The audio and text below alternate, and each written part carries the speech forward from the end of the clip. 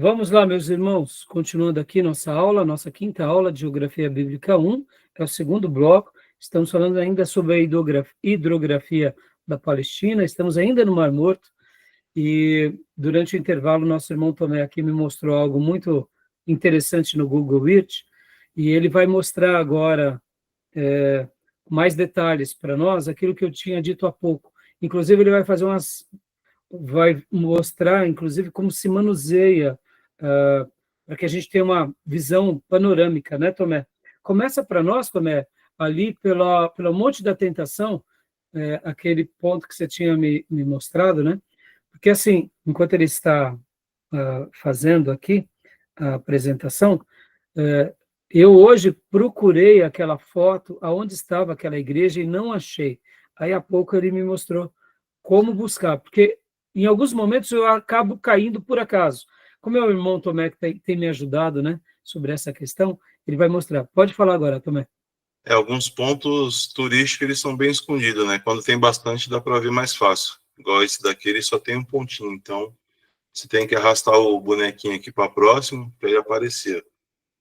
Aí quando aparece os pontinhos azul aqui é onde você pode colocar para visualizar, né, no modo rua do tamanho real.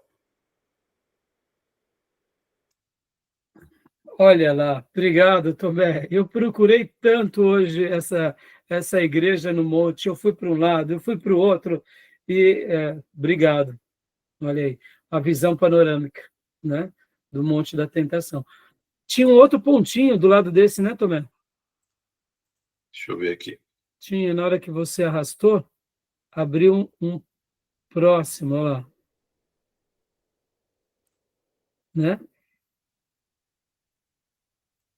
Olha aí, uma escadaria que dá essa visão panorâmica também. Olha que legal, né, irmãos? Joia também. E agora também, o que você me mostrou lá do Mar da Galileia, hoje, inclusive, eu consegui cair no Mar da Galileia, não, no Mar Morto, eu consegui arrastar, eu ia mostrar, mas o Tomé, inclusive, vai fazer agora algumas apresentações, inclusive de hotéis, irmãos, porque o que acontece? Lá no Mar Morto, se tornou uma região turística, inclusive, porque as águas do Mar Morto, você não pode ficar se banhando durante muito tempo, se você tiver uma ferida aberta ali, queima, mas, como são águas salinas, então, acontece que as águas, hoje, muitos hotéis levam as pessoas, porque passam betume nas pessoas, banham com bal, então acabam sendo águas medicinais também, né? E além de ser um ponto turístico. E também, lembra que há pouco eu tinha falado sobre aquelas nascentes das águas que têm criado, por exemplo, põe para nós, Tomé, isso... São essas daqui. Joia. Pode aproximar também, se quiser. Olha só que legal, irmãos. Esses bolsões de água doce têm surpreendido muitas vezes os turistas e principalmente os guias turísticos, porque, irmãos, tem pessoas que já visitam essa região há séculos e não havia menção disso. Inclusive, tem tido até um certo perigo. Se a gente começa a estudar sobre o assunto, criam-se crateras subterrâneas e muitas vezes a Terra ela cede. Então, assim, tem lugares aí muito perigosos, né? Então, é onde tem nascido Vegetação. tanto as vegetações quanto as águas doces têm gerado peixes, né? Então, olha aí, é isso que eu tinha dito. A Aline mostrou em um dos vídeos dela que tem alguns vilarejos que está afundando todo por causa desses bolsões que têm aparecido. Exatamente.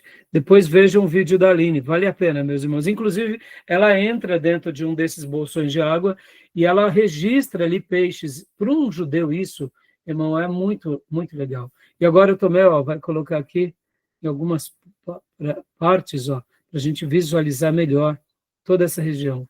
Olha que legal. Então, hoje a gente pode estar fazendo o nosso passeio, né, conhecendo um pouco essa geografia. Podem ver que, beirando o mar, irmãos, percebam como é branco, né? Isso são sais, a quantidade de sal, né? Quando você arrasta, como ele mencionou, são pontos turísticos, né? Olha. Aqui as pessoas se banhando. E detalhe, irmãos, como é uma água grossa, as pessoas acabam flutuando e não afundam, literalmente, no Mar Morto, né? Elas não... até o barulho das águas é diferente. Numa tempestade ou num vento, né? É raro chover aí, muito raro, mas num vento muito forte, o pastor Enéas disse que ecoa um som de metal, um som diferente, a maneira em que as águas são agitadas. Muito obrigado, viu, Tomé? Tem mais algum ponto que você quer mostrar? Aquela parte dos hotéis, Tomé? Estava procurando aqui, mas acho que eu perdi o ponto. Não tem problema. Então, meus irmãos, olha, dá para a gente fazer esses passeios, para a gente aprender um pouco mais, né, sobre essa região tão peculiar, né, tão importante. Bom, as temperaturas no inverno, irmãos, chegam por volta de 20 graus, que é uma temperatura que não é baixa. E as temperaturas, 25 graus, aliás, por volta disso, né? E no verão, elas chegam entre 45 a 50 graus. O que vocês acham disso, irmãos? É um sertão nordestino aí fritando, né? Fritando. Os Então, 30 aqui é difícil aguentar. 30 graus já é difícil, né? Tá bom, meus irmãos? Então, eu acredito que sobre o Mar Morto, o que eu tinha para tratar com vocês era isso, né? Agora, deixa eu mostrar uma coisa importante aqui. Eu vou pôr aqui no meu mapa. Vou parar de compartilhar aqui. Não, joia. Uhum. As cavernas de Qumran, né? Que são os achados de Qumran. Deixa eu até voltar aqui. Eu esqueci de falar o tamanho do Mar Morto, né, irmãos? O tamanho, né? A gente fala mar por causa do tamanho. Ele tem 78 quilômetros de comprimento e 18 quilômetros de largura. É uma área total de 1.020 quilômetros quadrados, mas, como eu disse, tem diminuído ao longo dos anos. Então, voltando para cá, olha aqui. Olha só. Uma das descobertas mais impressionantes foi um pouco mais recente, que foi aqui em Qumran. Qumran, irmãos. Deixa eu até aproximar aqui. Qumran, tá vendo? Vamos chegar lá. Qumran. Essa região é uma região muito importante, irmãos, porque aqui teve aquilo que nós falamos, né? As descobertas dos manuscritos de Qumran. Aqui, até hoje, né? São áreas estudadas, são áreas onde eles têm achado, né? Várias coisas, mas aqui nessa região de Qumran, como dizem os manuscritos de Qumran, o que acontece? Nessa região, deixa eu voltar aqui o mapa, ó. Nessa região, na antiguidade, aqui viviam os essênios. E por que essas descobertas elas são muito importantes? A gente vai trabalhar um pouco disso na matéria de introdução ao Novo Testamento e ao Velho Testamento. Os manuscritos de Qumran, o que acontece?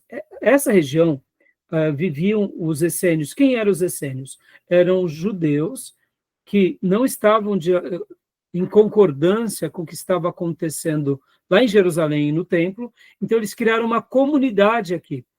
E os achados arqueológicos de Qumran são importantes, por quê? Porque ali, nas cavernas, se descobriram manuscritos que, quando fizeram a prova do carbono 14, esses textos, eles eram textos que, segundo o carbono 14, eram do segundo século antes de Cristo. Quando foi que tiveram essas descobertas? Logo depois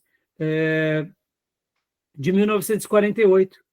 Então, pensem assim, irmãos, durante toda a história da igreja, sempre existiu aquelas pessoas que questionaram a palavra de Deus. Será que a preservação do texto sagrado era uma preservação fiel? Sobre o Novo Testamento, nós temos muitos manuscritos, mas sobre o Velho Testamento, temos poucos manuscritos.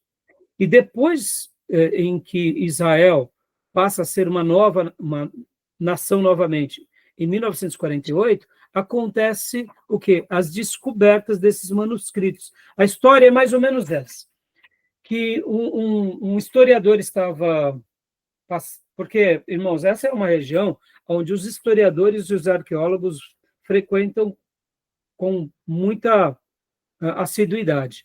E, de repente, ele viu lá um beduíno, um pastor, com um carrinho cheio de rolos. E ele perguntou para aquele beduíno o que eram eles. Ele falou, eu estava ali, achei uma das minhas cabras se perdeu, das minhas ovelhas se perdeu, numa caverna eu achei uns vasos.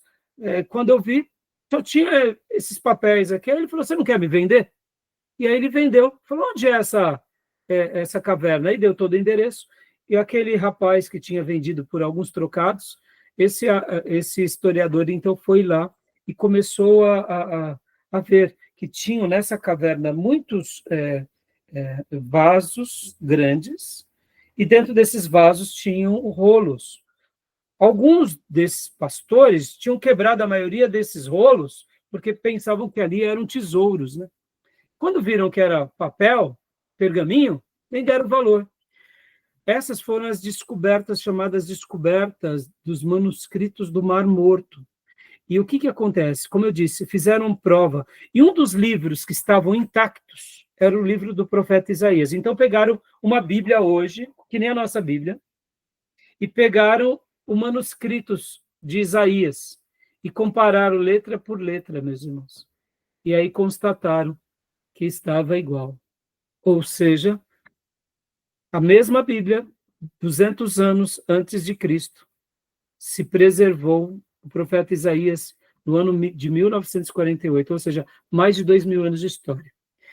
Quando essas descobertas vieram à tona, isso sacudiu o mundo, porque se mostrou para o mundo o seguinte, que aquela ideia de que a preservação da Bíblia, todos questionavam, mais uma vez veio à tona, dando aquele significado de zelo, ou seja, o povo de Deus, seja ele judeu ou cristão, preservou a palavra de Deus. Ora, se fizeram isso com o profeta Isaías e com tantos outros textos, por que não fariam com toda a Bíblia? Então, eu só fiz questão aqui de mostrar isso, só para enriquecer um pouco mais a nossa aula. Tá bom, meus irmãos? Aí é Deuteronômio e Salmos, né? Encontraram. Isso. Também não, encontraram muitos, inclusive, Júnior, até hoje, né, segundo o professor José Ribeiro Neto, os manuscritos de Qumran ainda são estudados, porque ainda tem muitos textos ainda que não foram, não só esses textos, mas manuscritos. A matéria da manuscritologia é uma matéria que até hoje está sendo trabalhada, irmãos, porque tem muitos textos que ainda não foram codificados, etc. e tal. Então, só para vocês terem uma ideia, irmãos, quando se trata da palavra de Deus, o que nós entendemos com isso? Que o nosso Deus, ele é o Senhor absoluto na história, e ele preserva a sua palavra na história.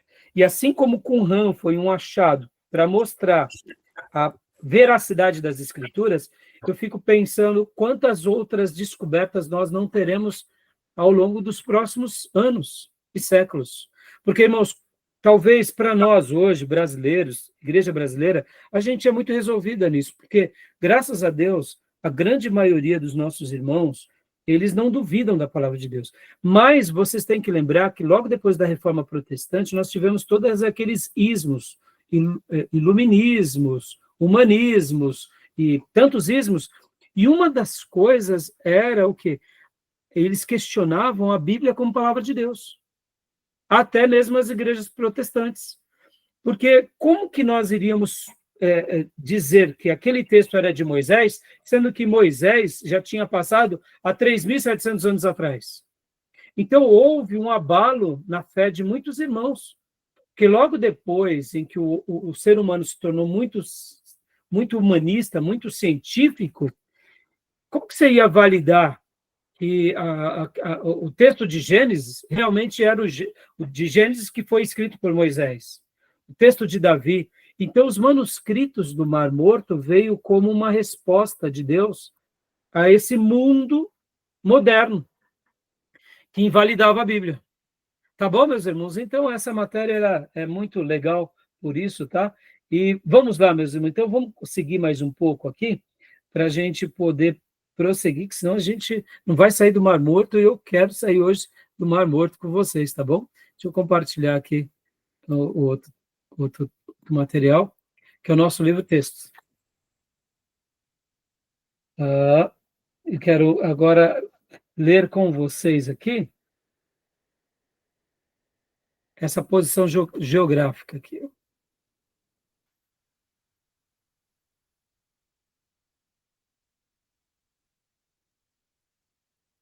Aqui. A temperatura. Leia para nós, Júnior, a temperatura, por favor.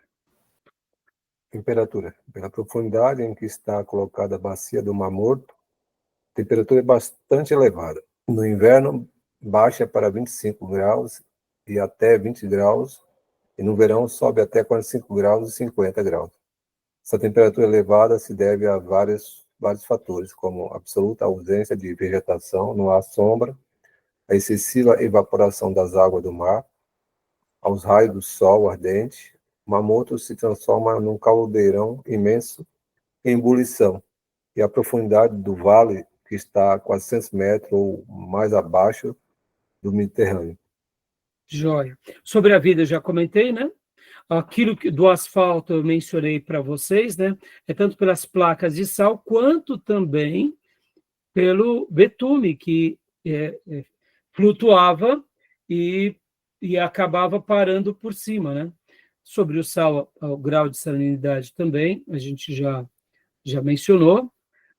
Aqui, Sodoma e Gomorra. Leia para nós aqui, Júnior, só essas primeiras linhas de Sodoma e Gomorra, por favor. Então, foi Joséfo que fez a indicação do local de Sodoma como o local do Mar Morto. Só isso. Joia. Obrigado, viu, Júnior? Sodoma e Gomorra. A Bíblia se refere a essas duas cidades do tempo de Abraão, onde Sodoma e Gomorra estaria situadas, tendo por base Gênesis 14:3, sabemos que Kedorlaomer e seus 3 aliados da Mesopotâmia se ajuntaram num vale chamado de Sidim, que é o Mar Salgado, para lutar contra 5 reis, a saber, Sodoma, de Gomorra, de Adimá, de Zeboim e de Bela. Esta é Zoar, no vale de Sidim. Portanto, no vale do Mar Morto, havia poço de betume onde os 5 reis vieram a cair. Opa, dá uma pausa aqui, Júnior. Lembram dessa história que eles acabam caindo? Olha lá. Então, vocês percebam que, né, algumas coisas já existiam, né? Prossiga, por favor, Júnior.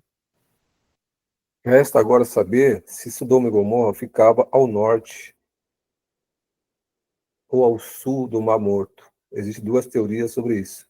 E aí, depois vocês vão ver, então, a teoria nortista e a teoria sulista. Percebam, irmãos, o próprio pastor Enéas, ele trabalha sobre teorias, porque muitas vezes a gente só vai realmente bater o martelo quando, de fato, a gente tem certeza, né? E, quem sabe, um dia a gente vai ter mais certezas sobre isso. Tá bom, meus irmãos?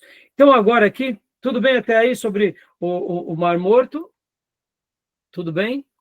Eu vou até mostrar aqui para vocês mais algumas outras apresentações. Deixa eu pôr aqui para vocês.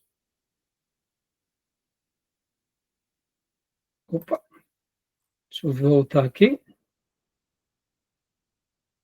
Opa, aqui. Aqui, né, mostrando mais uma vez algumas fotos da região, a parte salina. Aqui a pessoa flutuando, irmãos. Dá para acreditar, né? Interessante, né? Lembrando que algumas partes são só 10 metros de profundidade e outras partes chegam a 400 metros de profundidade ainda, ou seja, 800 metros abaixo do nível do mar, né? Aqui, olha o sal, a crosta de sal, né? Aqui, quilômetros, em quilômetros quadrados. Quadrado. Tá bom? Tá bem extenso, mas por isso que é chamado mar, né? Mas tecnicamente é chamado apenas seria um lago, né? Tá bom? Uhum. Beleza, meus irmãos? Tudo bem até aí? Então vamos agora para o próximo. Eu quero ir para o Vale do Jaboque agora. Vamos para o Vale do Jaboque. Um mar peculiar, né? Jaboque, meus irmãos. Olha, lembra de Peniel? Peniel, aonde nosso querido irmão Jacó se transforma em Israel. Venho pregando tanto sobre isso. Aqui é o rio Jaboque, essa região aqui, né? Então, seria nessa região, tá bom? Rio Jaboque, o Vale do Jaboque.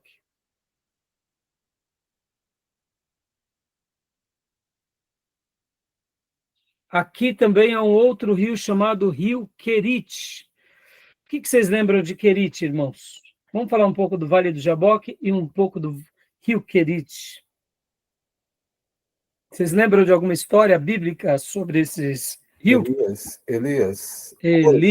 Corvos. Exato. Fala riacho, né? É um riacho, exato, Júnior. É um riacho. Né? Percebam que aqui, ó, aqui está Jericó, então era um riacho, né? Era um riacho. Pode ver que aqui é Siquém, né? Aqui é o Mar Morto, né? Então, Querite fica bem aqui, era um riacho, e ele estava aqui, foi nesse período de seca, lembrando que a escola dos profetas ficava na parte do tribo do norte. E aí, o que acontece com o nosso irmão? Ele é alimentado por quem, meus irmãos? Pelos corvos, né? Pelos corvos, exatamente, é essa região, né? Então, vamos ler aqui no nosso livro-texto. Olha aí, ó. Essa foto ilustra bem, né? Corvos trazendo a comida ao profeta enquanto ele bebia. E aí eu me pergunto, né, meus irmãos, onde está a teologia da prosperidade nessas horas, não? Por isso que eles não pregam a escola dos profetas, né? Não, eles vão pregar, eles vão querer virar profeta, né? Para ser alimentado por corvo. A vida de um profeta para eles não querem saber. É isso, a última coisa, eles querem ser profetas nos palácios, né, Júnior? É tão ridículo, né, a teologia da prosperidade, que de rir quem não conhece, só de rir, porque quem conhece a Bíblia sabe que é uma heresia. Né? Elias e Eliseu foram gigantes, um homem que a gente não tem pouca informação dele. Pode ver, a Bíblia começa... Oi? Vida isolada também. Sim. A vida de um profeta é uma vida difícil, né, Júnior? Mas notem, a Bíblia vai falar que de repente ele vem de uma cidade que pouco sabemos dele, pouco conhecemos da história dele. Ele faz um ministério maravilhoso, deixa um sucessor que tem o dobro da unção dele para mostrar o seguinte, que ali é algo inacabado. E quando a gente vai estudar, inclusive, irmãos, eu preguei quase 50 mensagens algum tempo atrás sobre os profetas. Toda a mensagem de domingo eu ia falando sobre o profeta, e está lá no nosso Spotify, eu deixo só... É uma vida discreta, né? É uma vida discreta, uma vida maravilhosa, uma vida ímpar, e pode ver, ele estava onde, o profeta Elias, irmãos? Ele estava na tribo do norte, né? Que era essa região aqui, né? Essa região, lembrando que aqui o reino tinha sido dividido, e Deus levanta uma escola de profetas aqui. Mas por que Deus não levantou a escola de profeta na tribo do sul? É simples, irmão. O que tinha aqui na tribo do sul? Tinha o templo e os sacerdotes. Ou seja, quando Deus levanta a escola de profetas, foi para realmente mostrar, olha, eu dividi a nação, mas vocês ainda são meus. E eu levanto a minha escola como um braço mostrando, voltem para mim. E aí é onde entra a grandeza da escola. E detalhe, irmãos, quando a gente começa a entender um pouco a escola dos profetas, vejam que Jezabel manda matar muitos profetas. E ela manda matar muitos profetas, mas os grupos eram enormes aqui, viu? Não pensem vocês. Haviam discípulos dos profetas Elias e Eliseu espalhados aqui em toda a tribo do norte. E detalhe, hein? As mensagens dos profetas chegou entre os sírios, lá com Naamã, chegou em Tiro e Sidom, por causa das viúvas. O mundo foi abalado. E o sul aqui, pastor? Eles trabalhavam os sacerdotes em sincronia com a tribo do norte. Só um dado aqui para enriquecer o coração de vocês. Era anônimos, né? Hã? Era anônimos, porque eles não exercem como esse que aparece na Bíblia, assim, né? Assim, um protagonismo como esse que aparece. Ele...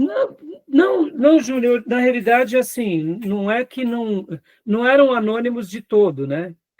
Eu digo anônimo assim, para a gente não é anônimo, porque eles não aparecem com protagonismo, por exemplo, não existe lá no Reis falando, Elias tem Eliseu, mas não vê outros. A gente é alguns sim, que aparece. mas aí onde eu quero, agora isso que eu quero destacar, Júnior.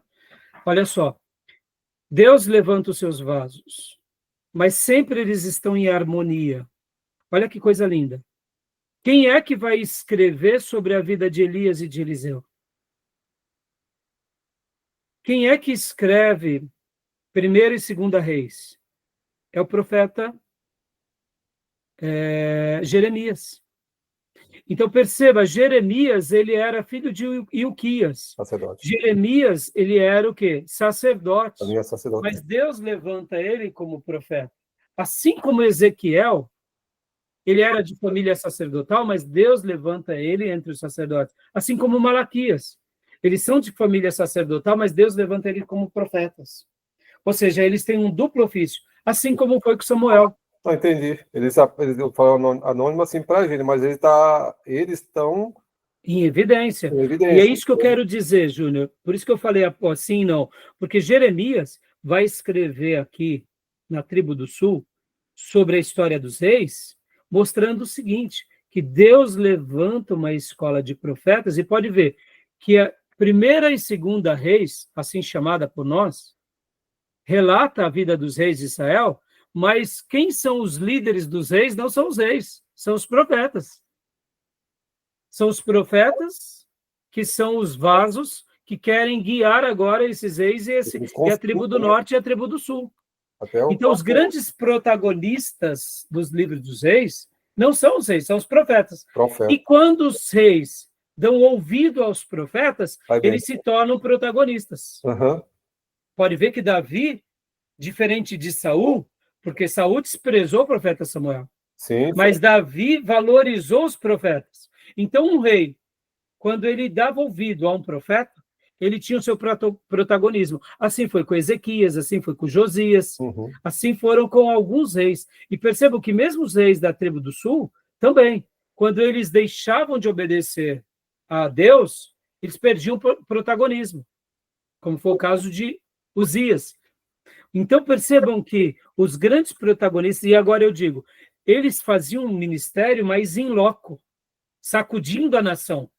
A profecia deles não era escrita.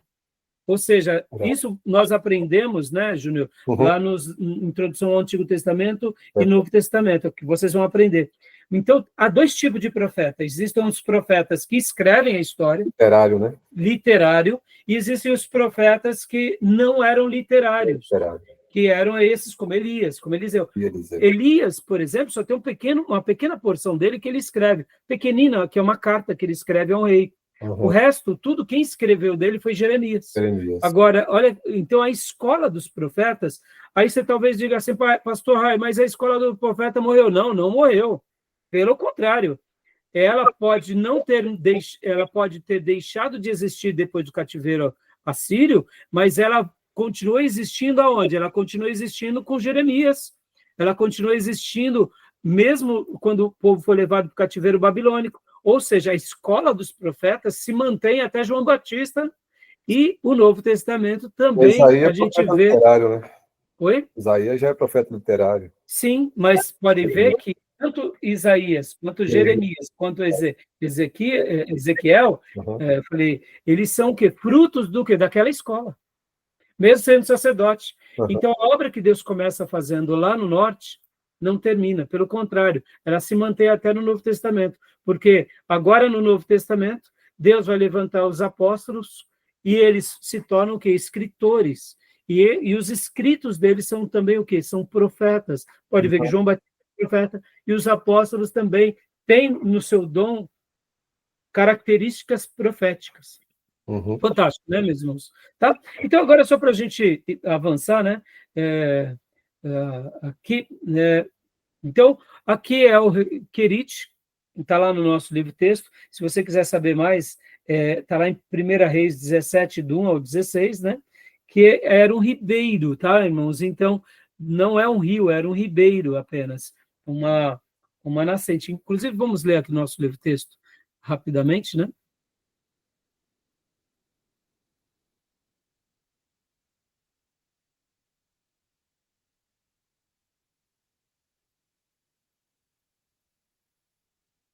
Aqui.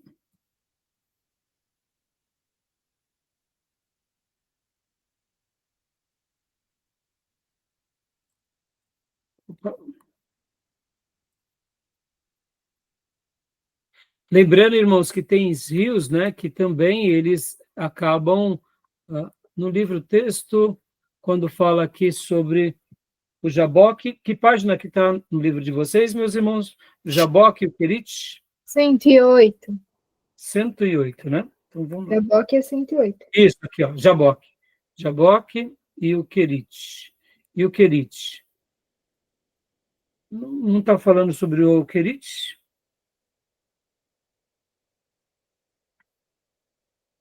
Aqui, o Querite, isso. Leia para nós, irmã Beatriz, aqui, ó. No oeste há apenas o Querite. Leia para nós essa parte, por gentileza. Tá? No oeste há apenas o Querite. Na realidade, o Jordão não conta com nenhum tributário na margem ocidental. Em primeiro lugar, trata-se de um filete d'água sem muita importância, é intermitente. A maior parte do ano não passa de um uad, isso é, um vale seco. Até hoje não pode ser identificado. Um grupo de autores o coloca na margem oriental do Jordão, baseados em 1 Reis, capítulo 17, versículo 5, que diz: torrente de Quirite, fronteira ao Jordão. A maioria, entretanto, o situa na margem ocidental. Outro grupo o identifica com uma pequenina torrente, pouco ao norte de Jericó, e nesse grupo está o Dr. Edward Robinson, autoridade indiscutível no assunto. Nasce na região montanhosa de Efraim e desce para o Jordão. Elias esteve junto a esse ribeiro, onde corvos que existiam em boa quantidade ainda hoje lhe traziam comida. 1 Reis 17, do 1 ao 16. Joia, Fih, até aí está ótimo.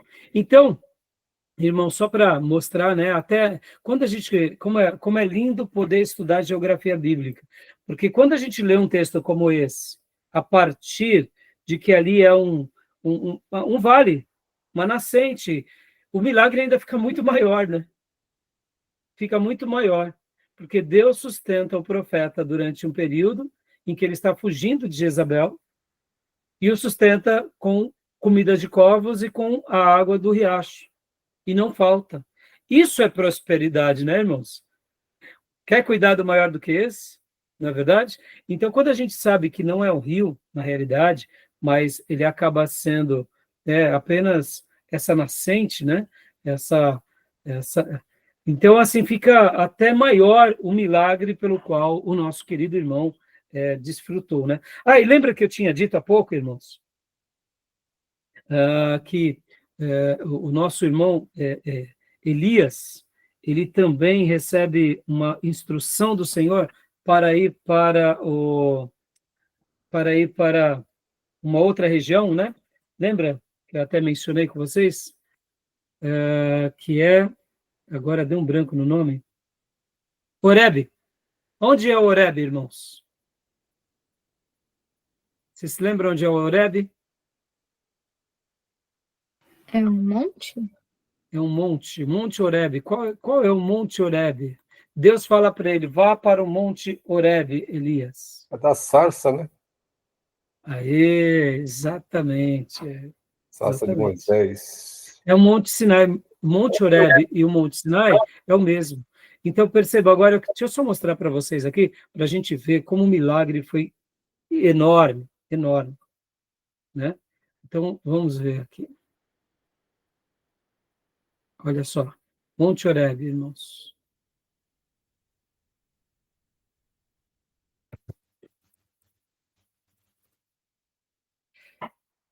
Opa, não, não.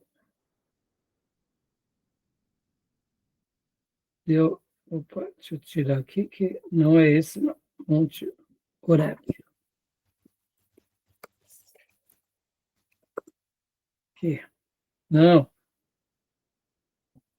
Sinai. Vamos para o Sinai. Monte Sinai.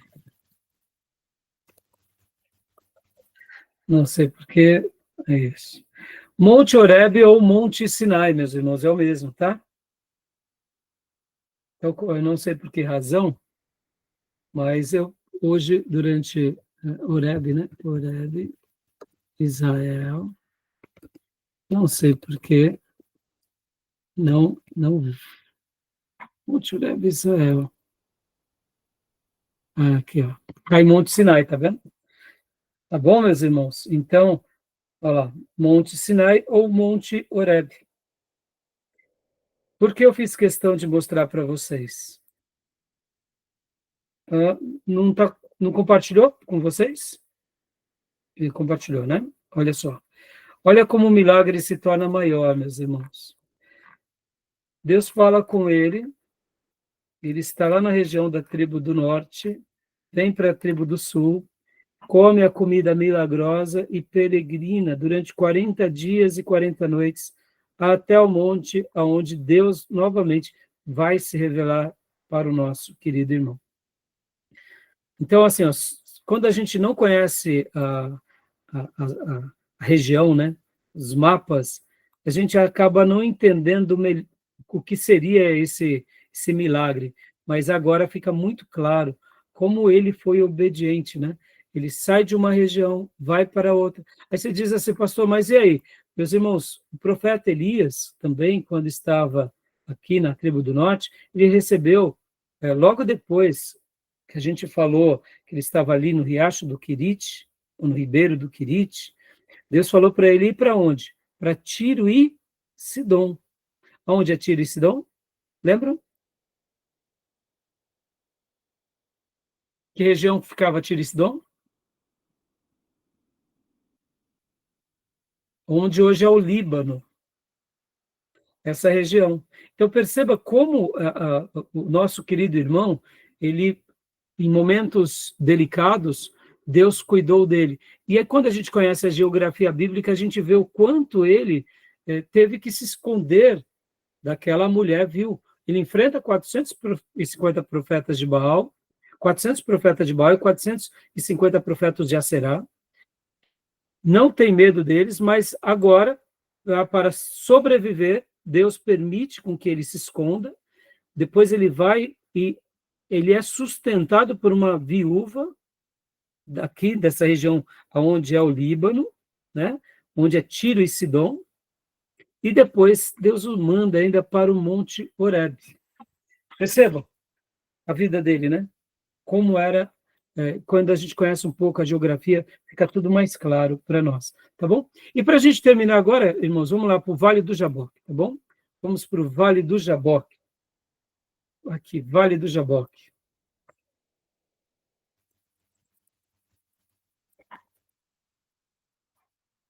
Não, Israel. Não sei porque agora está me dando trabalho. Israel. Rio Jaboque. Val do Jaboque.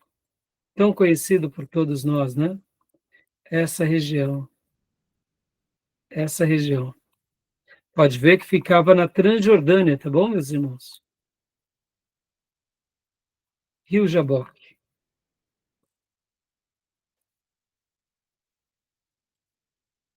Vamos ver, Tomé? Fazer aqui, né? Será que dá, Tomé? Aqui não tem nenhum ponto turístico, né? A não ser a rodovia, né? Tem que aproximar mais.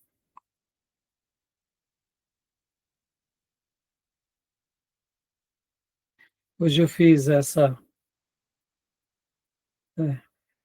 região, meus irmãos, né? Hoje aqui mostrando um vale, né? Seria essa região, tá bom? Em dias atuais. Quando a gente aproxima também dessa forma, a gente consegue ver um pouco a geografia, né? Então, esse é o Vale do Jaboque, tá vendo? Quando nosso irmão voltou de Padã Arã, ele passa, deixa toda a sua família, empregados e gados seguros, e aqui é o momento em que ele luta com o Senhor, e ele é mudado de vida, é mudado de nome, e aqui é uma nova história. Esse é o ponto alto da vida do nosso querido irmão Jacó. Tá bom, meus irmãos? Beleza? Bom, aqui também, irmãos, o pastor Enéas Tonini continua falando sobre rios que correm, outros rios que correm para o Mar Morto, e assim ele também termina, né, logo depois, falando que alguns outros rios que correm para o Mediterrâneo, tá? Deixa eu até voltar aqui, para a gente terminar. Ó. Rios que correm para o Mar Morto, né? E outros rios que correm para o Mediterrâneo, que são dessa região. E aí, por último, ele fala do ribeiro do Egito. Beleza, meus irmãos? Tudo bem até aí? Então, vamos agora entrar no Orografia de Israel. Alguma dúvida? Alguma pergunta? Querem fazer algum comentário? Então, Orografia de Israel, irmãos. Bom, deu a hora, vamos dar uma pausa para a gente começar. E realmente não vai dar para a gente trabalhar no capítulo de número 8. Vamos terminar só o 7 mesmo, tá bom? Alguma pergunta, meus irmãos? Eu não sei se é muita, talvez, empolgação minha, mas essa matéria me deixa muito empolgado, meus irmãos. Deixa eu fazer aqui meu último comentário. Quando eu leio a Bíblia, eu não consigo ler a Bíblia de uma forma, eu diria, simplista, né? Me entenda, a minha leitura predileta é a minha leitura da devocional. Então, quando eu estou lendo a Bíblia, e eu leio, por exemplo, Vale do Jaboque, Peniel, né?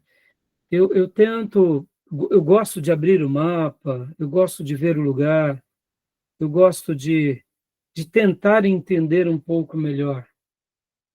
E quando eu faço essas viagens, né?